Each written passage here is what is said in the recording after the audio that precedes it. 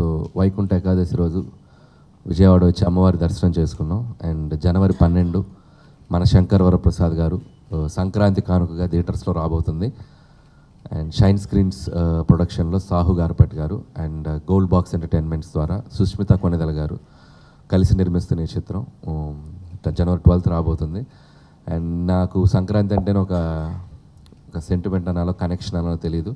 తీసిన 8 ఫిలిమ్స్లో ఒక 3 చిత్రాలు సంక్రాంతికి వచ్చాయి. F2, సర్లేరు నీకెవరు అండ్ ఈ ఇయర్ సంక్రాంతికి వస్తున్నాం. సో 3 అద్భుతమైన విజయాలు ఇచ్చారు ప్రేక్షకులు. సో మళ్ళీ ఈ సంక్రాంతికి మన శంకర్ వరప్రసాద్ గారు అనే ఒక మంచి కథతో మెగాస్టార్ చిరంజీవి గారితో రాబోతున్నాను. సో ఖచ్చితంగా మీ ఆశీస్సులు నాకు ఉంటాయని ఆశిస్తున్నాను. అండ్ చిరంజీవి గారిని కూడా ఫ్యామిలీ ఎంటర్టైనర్ అనే ఒక స్పేస్లోకి తీసుకొచ్చి ఆయనలో ఉన్న ఒక అద్భుతమైన కామెడీ టైమింగ్ని, ఆయనలో ఉన్న ఒక స్ట్రెంగ్త్ని మళ్ళీ అంటే నాకు ఆయన సినిమాలు అంటే చాలా ఇష్టం. కొన్ని సినిమాలు ఎస్పెషల్లీ అన్నయ్య కానీ, బావగారు బాగున్నారు కానీ, ఘరానామోడు కానీ ఇలాంటి జోనర్స్లో ఆయన సినిమా చేసి చాలా ఏళ్ళైంది.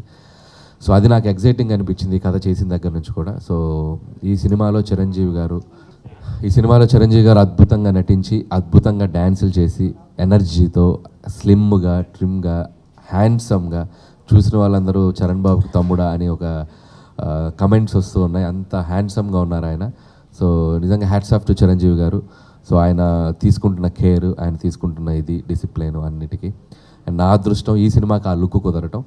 సో అలాగే ఈ సినిమాలో కాస్టింగ్ వైజ్ వస్తే నయనతార గారు ఆఫ్టర్ లాంగ్ టైం మళ్ళీ చిరంజీవి గారితో కలిసి నటిస్తున్నారు. అండ్ శశిరేఖ అని ఒక అద్భుతమైన పాత్రలో మనందరినీ ఎంటర్టైన్ చేయడానికి ఆవిడ వస్తున్నారు. అలాగే ఈ సినిమాలో ఒక సూపర్బ్ క్యామియో విక్టరీ వెంకటేష్ గారు కూడా నటిస్తున్నారు. సో దానికి సంబంధించిన ఒక అద్భుతమైన పాటని, ఒక ఫెస్టివల్ సాంగ్ని ఈరోజు ఈవినింగ్ గుంటూరు విజ్ఞాన్స్ ఇంజనీరింగ్ కాలేజ్లో రిలీజ్ చేయబోతున్నాం. అండ్ ఫార్చునేట్లీ నేను చదువుకున్న కాలేజ్, నేను ఇంజనీరింగ్ చేసిన కాలేజ్. సో దాంట్లో సాంగ్ని రిలీజ్ చేయబోవడం ఇంకా ఎగ్జైటింగ్గా ఉంది. సో వెంకటేష్ గారు ఈ సినిమాలో మా కోసం వచ్చి యాక్ట్ చేసినందుకు ఆయనకి థ్యాంక్స్ చెప్తున్నాను. అలాగే మెగాస్టార్ చిరంజీవి గారు, విక్టరీ వెంకటేష్ గారు ఒక కాంబినేషన్ ఏదైతే ఉందో తెలుగు ప్రేక్షకులందరూ అంటే మనకు ఒక ఇండస్ట్రీ అనగానే ఒక ఎన్టీఆర్ గారు, ఏఎన్ఆర్ గారు, ఏఎన్ఆర్ గారు, కృష్ణ గారు, శోభన్ బాబు గారు ఇలా ఒక 4 పిల్లర్స్ ఎలాగో చిరంజీవి గారు, బాలకృష్ణ గారు, నాగార్జున గారు, వెంకటేష్ గారు నలుగురు ఒక 4 పిల్లర్స్. సో వీళ్ళలో ఏ ఇద్దరు కలిసి నటిస్తే ఒక ఆశ ప్రేక్షకులకి ఎప్పటి నుంచో ఉంది. సో నా అదృష్టం, నాకు ఒక అవకాశం దొరికింది. అండ్ చిరంజీవి గారు, వెంకటేష్ గారు కలిసి ఈ సినిమాలో ఒక ఫ్రేమ్లో అద్భుతమైన అల్లరి చేశారు, అద్భుతమైన డ్యాన్సులు చేశారు, అద్భుతమైన ఫైట్స్ చేశారు. సో ఈసారి సంక్రాంతి ఖచ్చితంగా మీరు ఊహించిన దానికంటే అద్భుతంగా ఉంటుందని నేను అనుకుంటున్నాను. So thanks for your love every సంక్రాంతికి. అలాగే ఈసారి కూడా నన్ను మీ ప్రేమతో ఆదరిస్తారని మనస్ఫూర్తిగా కోరుకుంటున్నాను. అండ్ డోంట్ మిస్ జనవరి 12 మన శంకర్ వరప్రసాద్ గారు మీ థియేటర్స్లో. Thank you.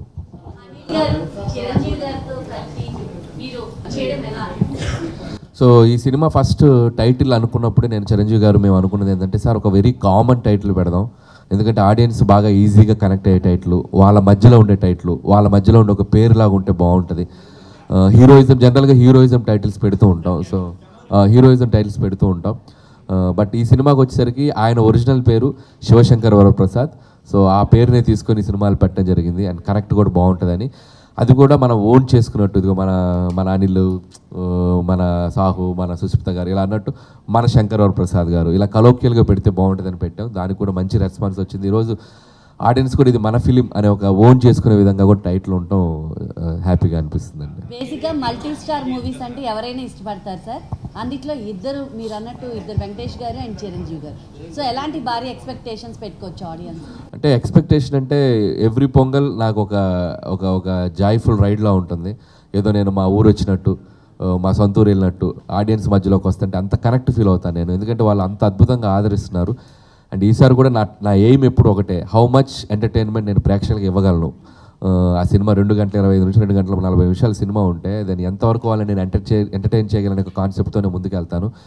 సో వాళ్ళు అంతే విధంగా దానికి ఆదరిస్తూ వచ్చారు. మీరు అన్నట్టు ఈసారి చిరంజీవి గారు త్రూ అవుట్ ఫిలిం ఆయన భుజాల మీద తీసుకెళ్తూ అద్భుతంగా మిమ్మల్ని ఎంటర్టైన్ చేస్తారు. అలాగే లాస్ట్ ఒక 20-25 మినిట్స్ విక్టరీ వెంకటేష్ గారు జాయిన్ అవుతారు. ఇక వాళ్ళిద్దరు జాయిన్ అయ్యాక నేను దాని గురించి ఎక్కువ చెప్పలేను. అండ్ ఎందుకంటే దాని తాలూకు ఎగ్జైట్మెంట్ మీరు థియేటర్లో చూస్తేనే బాగుంటుంది.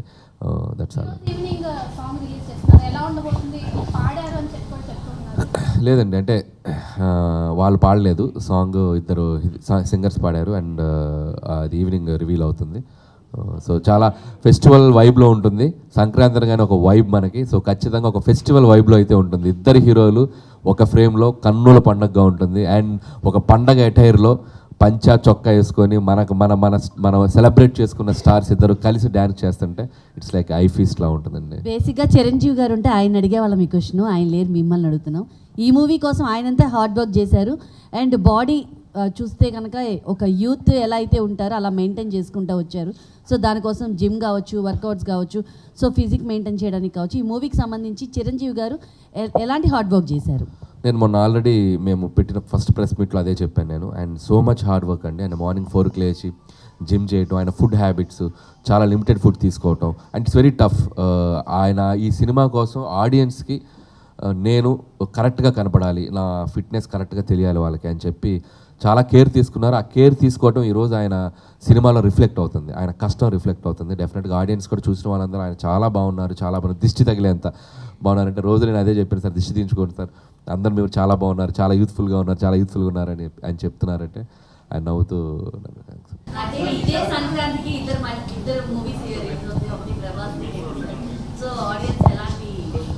సంక్రాంతి అనేది ఇట్స్ లైక్ మూవీ ఫెస్టివల్, ఒక సినిమా కాదు. సంక్రాంతి అంటే పండగ సినిమాలు, ఒక సినిమా అని కాదు, 4-5 సినిమాలను పండగ తీసుకుంటుంది. దాంట్లో ముందుగా రెబల్ స్టార్ ప్రభాస్ గారితో బోని కొట్టబోతుంది Sankranti. So you're all waiting for Raja Saab. అందులో డార్లింగ్ ప్రభాస్ గారు ఒక స్ట్రాంగ్ ఎంటర్టైన్మెంట్ జోనర్. ఆయన కూడా ఆఫ్టర్ లాంగ్ టైం అంటే pan India films, action films చేశారు. సో ఫస్ట్ టైం ఆయన కూడా ఒక ఎంటర్టైన్మెంట్ లుంగి కట్టుకొని సరదాగా చలాకీగా తిరుగుతుంటే నాకు చాలా ఎక్సైటింగ్గా ఉంది. And definitely you're all exciting for Raja Saab. మాకంటే 3 రోజుల ముందు రిలీజ్ అవుతుంది. Wishing them all the best. And Prabhas గారు అండ్ మారుతి గారు అండ్ పీపుల్స్ మీడియా విశ్వప్రసాద్ గారికి నా బెస్ట్ విషెస్ చెప్తున్నాను. Hope they'll open the Sankranti with a blockbuster, then we will continue that. అది అఫీషియల్గా అనౌన్స్ చేస్తామమ్మా. ట్రైలర్ లాంచ్ ఈవెంట్ అనుకుంటున్నాం. అది టైమింగ్ ఏంటి, ప్లేస్ ఏంటి అనేది మీకు ఈరోజు ఈవినింగ్ రేపు మార్నింగ్ అప్డేట్ ఇస్తారు.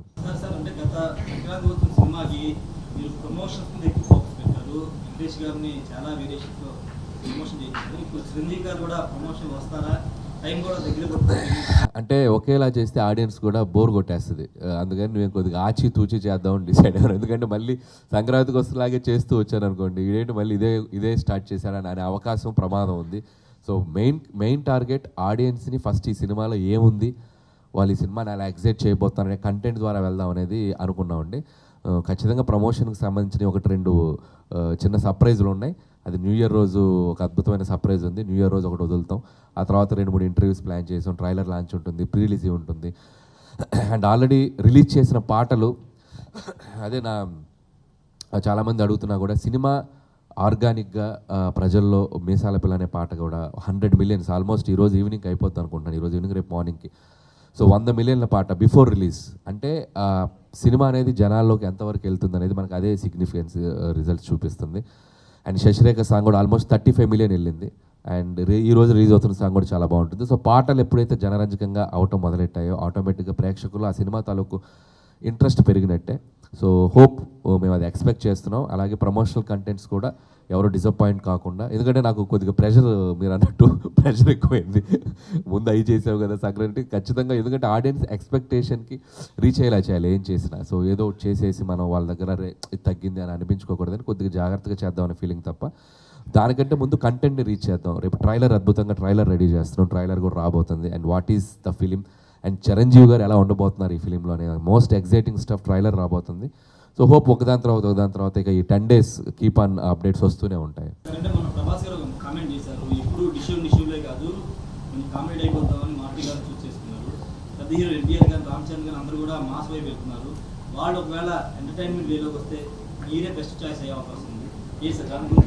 సో మీరు అన్నట్టు కనుక అది జరిగితే హ్యాపీ కదండి. సో వాళ్ళు ఆల్రెడీ ప్రూవ్డ్. సో మీరు చెప్పిన స్టార్ హీరోస్ అందరూ కూడా ఎంటర్టైన్మెంట్ జోనర్లో అద్భుతాలు చేసి వెళ్ళిన వాళ్ళే. సో ఇప్పుడు వాళ్ళు ఇంకొక జోనర్లో ఉన్నారు, ఇంకొక స్పేస్లో ఉన్నారు. ఖచ్చితంగా ఎనీ టైం మళ్ళీ ఇలాంటి ఫిల్మ్ వాళ్ళు చేయాలనుకుంటే సో మాలాంటి డైరెక్టర్స్కి ఒక అవకాశం దొరికినట్టే. డెఫినెట్గా లెట్స్ సీ. సో ఏదన్నా జరిగితే బాగుంటుంది.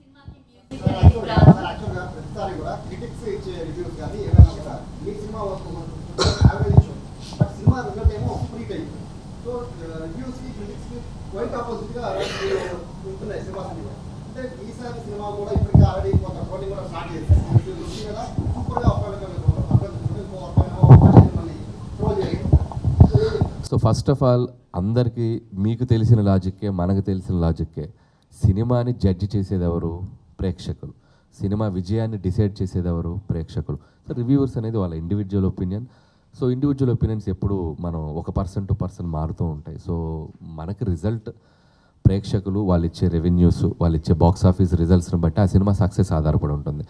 కాబట్టి నాకు ఈ జర్నీలో నాకు ఫస్ట్ సినిమా నుంచి పటాస్ తర్వాత నుంచి అలవాటు అయిపోయింది. నాకు ఏ సినిమా కూడా అంటే ఒక సినిమాకి ఒకలా వస్తుంది. సో వాళ్ళని నేను తప్పు పట్టలేదు, ఎప్పుడు పట్టలేదు. బికాజ్ ఎందుకంటే వాళ్ళ సినిమా రిలీజ్ అయ్యాక కూడా దాన్ని అద్భుతంగా ముందుకు తీసుకెళ్లారు. మేము ఇది ఇచ్చాం కదా మా రివ్యూ కరెక్ట్ అని చెప్పి వాళ్ళు ఎప్పుడు దాన్ని క్రిటిసైజ్ చేయలేదు. ఆడియన్స్ ఇచ్చిన వర్డిక్ట్ని వాళ్ళు అద్భుతంగా ముందుకు తీసుకెళ్లారు. కాబట్టి వాళ్ళని నేను ఎప్పుడు నాకు కంప్లైంట్ లేదు. నా ఆశ నా కోరిక ఎప్పుడు ప్రేక్షకుల్ని సాటిస్ఫై చేయగలుగుతానా లేదా ఆ టెన్షనే ఉంటుంది. వాళ్ళు వన్స్ జడ్జిమెంట్ ఇచ్చాక ఐఎమ్ సో హ్యాపీ. అండ్ మీరు అన్నట్టు ట్రాలింగ్ అంటారా, తెలుగు చలనచిత్ర పరిశ్రమలో ఇప్పుడు వెరీ కామన్ అయిపోయింది ఫ్యాన్ వార్స్. సో అవి ఎగ్జిస్ట్ అవుతూనే ఉంటాయి. ఒక సినిమా ఒక హీరో సినిమా వచ్చినప్పుడు ఆటోమేటిక్గా మొదటి రోజు ఒక 2 గంటలు 3 గంటలు సో యాంటీ ఫ్యాన్స్ కానివ్వండి ఇలాంటి అందరి హీరోలకు ఉందండి. ఒక చిరంజీవి గారికైనా కాదు ప్రతి హీరోకి ఉంది. సినిమా కంటెంట్ బాగుందనుకోండి ఆ కంటెంట్ సినిమా ప్రేక్షకులు దాన్ని అద్భుతమైన స్థాయికి తీసుకెళ్ళిపోతారు.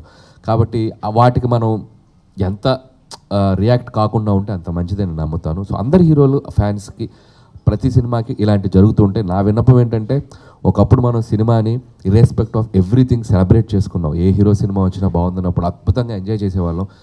రాను ఏంటంటే కొద్దిగా ఈ సోషల్ నెట్వర్క్ వచ్చాక దీంట్లో కొద్దిగా ఎక్కువ అవుతుంది. సో దాన్ని మనం మార్చలేము. బట్ అందరూ సినిమాలు బాగుండాలని రియలైజ్ అయ్యి అందరూ ఉంటే అందరు సినిమాలు అందరూ సెలబ్రేట్ చేసుకోవచ్చు. సార్ ఇది శివాజీ గారు ఈ మధ్య కాలంలో చేసినటువంటి సంచలన వ్యాఖ్యలు మీరు ఎలా స్పందిస్తారు? అమ్మ ఇవి చాలా సెన్సిటివ్ టాపిక్స్. నేను వచ్చింది మన శంకర ప్రసాద్ గారి సినిమా గురించి ప్రమోట్ చేయడానికి వచ్చాను.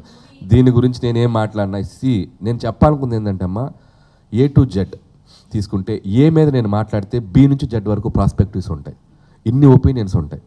సో నేను సినిమా గురించి వచ్చాను, నేను డైరెక్టర్ని ఆ సినిమా గురించి ప్రమోట్ చేయాలి. వాళ్ళ మీద 100 ఒపీనియన్స్ ఉంటాయి ఆ కాంటెంట్స్ మీద. సో కొంతమంది ఒకలా అంటారు, కొంతమంది ఒకలా అంటారు, కొంతమంది ఒకలా ఉంటారు. నేను ఒపీనియన్ తీసుకున్నాను. ఇప్పుడు నాకు ఆటోమేటిక్గా B నుంచి Z వరకు ఒపీనియన్స్ నా మీద దాడి చేస్తారు. అవసరం నాకు? నేను ప్రశాంతంగా పాజిటివ్గా బతికే మనిషిని. సో అందరూ ఎవరికి నచ్చినట్టు వాళ్ళు బతుకుతారు లైఫ్లో, ఎవరికి నచ్చినట్టు వాళ్ళ ఒపీనియన్స్ చెప్తారు. నాదేంటంటే నా పద్ధతి ఏంటంటే నా పని నేను చేసుకుంటూ పోతా. నా వల్ల ఎవరైనా బాధపడితే దానికి రియాక్ట్ అవుతా, నేను ఎవరైనా బాధపడితే వాళ్ళకి సంజాయిషి చెప్తా. అంతే తప్ప అన్ని టాపిక్స్ మీద మన ఒపీనియన్స్ ఇవ్వటం ప్రతి సందర్భంలో కరెక్ట్ కాదని నా ఫీలింగ్ అమ్మా. చాలా మంది కూడా వెయిట్ చేసేది ఈ సినిమా తర్వాత ఏం చేయబోతున్నారు మిగతా డైరెక్టర్స్ పక్కన పెడితే మీ మీద ఎక్కువ కాంబినేషన్ డిఫరెంట్. సో నెక్స్ట్ అంటే నేను సినిమా అయ్యే టైంకి కానీ నాకు బల్బు వెలగదు ఏం చేయాలనేది. సో నా తాపత్రం ఏమంటే సో భగవంత్ కేసరి లాంటి ఒక డిఫరెంట్ జానర్కి వెళ్ళి ఒక అద్భుతమైన డ్రామా ఫిల్మ్ చేసిన ఆ సినిమాకి ఒక నేషనల్ అవార్డు వచ్చింది. సో ఎంటర్టైనర్స్ చేస్తూ మధ్యలో ఏదైనా ఒక ఎక్స్పెరిమెంటల్ ఫిల్మ్ ఒక మంచి డ్రామా ఫిల్మ్ చేయాలని నేను ఎప్పుడు అనుకుంటాను.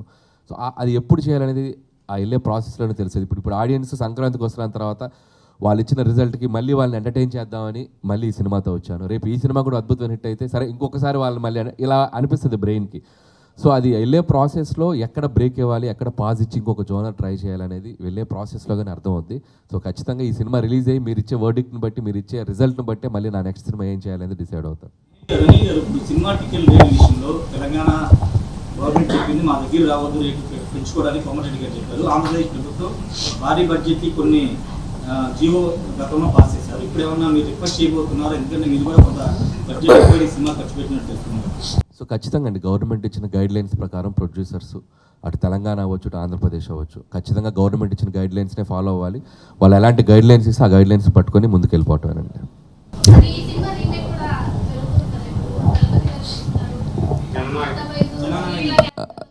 సో యాక్చువల్గా అది వాళ్ళు కూడా చాలా దాచిపెట్టి చెప్తున్నారు. మా డైరెక్టర్ కూడా ఇది కొంతమంది రీమేక్ అంటున్నారు, కొంతమంది కాదంటున్నారు. ఇది తలపతి విజయ్ గారి సినిమా అని చెప్పాడు ఆ డైరెక్టర్. సో ఈ సినిమా రిలీజ్ అయ్యే వరకు దాన్ని అలాగే ట్రీట్ చేద్దాం. ఇది తలపతి విజయ్ సినిమా, ఆయన సినిమా. నేను విజయ్ గారిని కూడా 2 times కలవటం జరిగింది వారీసు ఫిల్మ్ షూటింగ్ జరిగేటప్పుడు. సచ్ ఎ సూపర్ జెంటిల్మెన్ ఆయన. అండ్ ఆయన పొలిటికల్గా వెళ్తూ ఆయన నటిస్తున్న ఆఖరి చిత్రం. సో దాంట్లో నా పాత్ర ఉందా లేదా అనేది రేపు రిలీజ్ అయ్యాక తెలుస్తుంది. రిలీజ్ అయ్యాక డెఫినెట్గా అదేంటో అందరికీ తెలుస్తుంది, వాళ్ళు దాన్ని ఎలా ట్రీట్ చేశారు ఎలా చేశారు అనేది అప్పుడు మాట్లాడటం కరెక్ట్ అమ్మా. సో సినిమా ముందు వరకు మాత్రం డోంట్ గివ్ ఇది ఆ రీమేకా ఈ రీమేకా కాకుండా దాంట్లో వాళ్ళు ఏం చేశారు అనేది రిజల్ట్ తర్వాత మీరు చూస్తే అర్థమవుతుంది. సో ఇది అప్పటి వరకు ఇది తలపతి విజయ్ ఫిలిం అంతే.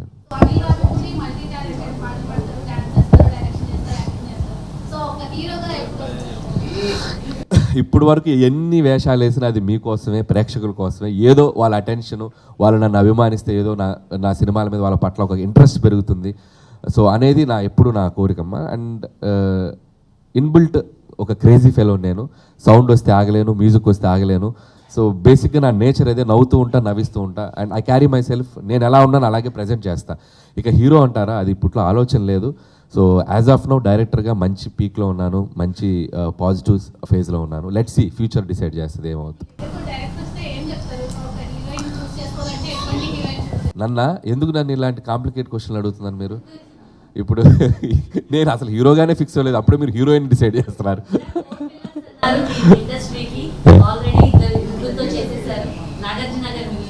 ఖచ్చితంగా అండి, ఖచ్చితంగా. చాలామంది అడుగుతున్న ప్రశ్న ఇది. నిజంగా చేస్తే ఒక సర్కిల్ వేసినట్టు ఉంటుంది. నాకు చాలా ఇంట్రెస్ట్గా ఉంది. చూద్దాం, ఇంకా ఈ 2-3 ఇయర్స్లో ఎప్పుడైనా అలాంటి కాంబో కుదిరితే ఖచ్చితంగా చేస్తానండి. అదే ఖచ్చితంగా. మీరే మంచి కథ ఉంటే ఇవ్వండి, మంచి ఐడియా. హలో బ్రదర్ లాంటి ఫిల్మ్ ఖచ్చితంగా నాగార్జున గారితో డెఫినెట్గా అవకాశం వస్తుంది. సో భీమ్స్ సంక్రాంతికి వస్తున్నానికి ఒక సెన్సేషన్ చేశాడు. ఈసారి కూడా ఆల్రెడీ రిలీజ్ అయిన 2 సాంగ్స్ కూడా బ్యూటిఫుల్గా ట్రెండ్ అవుతున్నాయి, అద్భుతంగా. And I'm so happy. And ఈసారి బ్యాక్గ్రౌండ్ మ్యూజిక్ కూడా భీమ్స్ నుంచి చాలా బాగా రాబోతుంది. అండ్ రికార్డింగ్ కూడా బాగా చేస్తున్నాడు.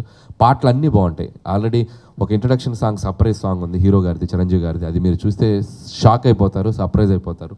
అండ్ ఆల్రెడీ చిరంజీవి గారి గురించి ఏంటి ఇలా ఉన్నారనేది ఒక షాక్ అయితే, ఏంటి ఎంత ఎనర్జీగా ఉన్నారు, ఎంత ఎనర్జీగా డ్యాన్స్ చేశారు అనేది అది ఇంకో సర్ప్రైజ్ షాక్ అవుద్ది. ఆ ఇంట్రొడక్షన్ సాంగ్ అది త్వరలో రిలీజ్ చేయబోతున్నాం. సో 4 పాటలు అద్భుతం. అండ్ సినిమా లోపల 2-3 బిట్ సాంగ్స్ కూడా ఉన్నాయి, అవి అద్భుతంగా ఉంటుంది, మ్యూజికల్గా ఉంటుంది.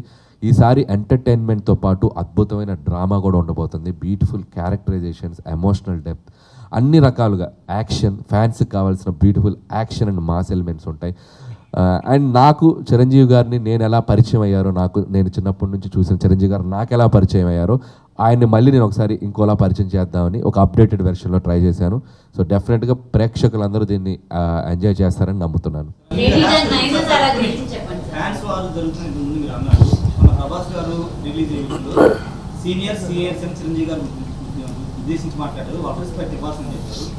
సో అది చాలా చాలా గ్రేట్ క్వశ్చన్. దాని గురించి నేను రేపు ఒక పెద్ద ఈవెంట్లో మాట్లాడదాం అనుకుంటున్నాను. సో మీరు ఇప్పుడు అడిగారు కాబట్టి డెఫినెట్లీ దాని గురించి అక్కడ మాట్లాడతాను. I want to say something. నిజంగా ప్రభాస్ గారి ఒక వ్యక్తిత్వానికి నిదర్శనం ఆ స్టేట్మెంట్ ఇవ్వటం. ఆయన ఉన్న స్థాయికి, ఆయన ఉన్న స్టేటస్కి ఈరోజు ఒక పాన్ ఇండియా స్టార్గా ఉన్న ప్రభాస్ గారు సీనియర్స్ తర్వాతే మేము అని ఒక స్టేట్మెంట్ ఇవ్వటం అనేది నిజంగా ఆయన వ్యక్తిత్వానికి హ్యాట్స్ ఆఫ్. అందుకే ఆయన డార్లింగ్ ప్రభాస్ అంటాం మనం. సో ఆయన నేచర్, ఆయన హ్యుమానిటీ కాబట్టి ఈరోజు ఆయన ఆ స్థాయిలో ఉన్నారు. సో ఆ స్టేట్మెంట్ మాత్రం నిజంగా హ్యాట్స్ ఆఫ్ ప్రభాస్ గారికి. సో ఖచ్చితంగా మా తరపున రాజాసాబ్కి 8th ప్రీమియర్స్కి మేమందరం మా టీంతో వెళ్ళి ఆ సినిమాని మేము సెలబ్రేట్ చేసుకుంటాం. అది త్వరలో చెప్తామండి. అంటే అది ఇంకా ప్లానింగ్ జరుగుతుంది, ఎట్లా రిలీజ్ చేయాలి ఏంటనేది. అండ్ ప్రొడ్యూసర్స్ వాళ్ళు చెప్తారు అది ఎట్లా ఏంటని.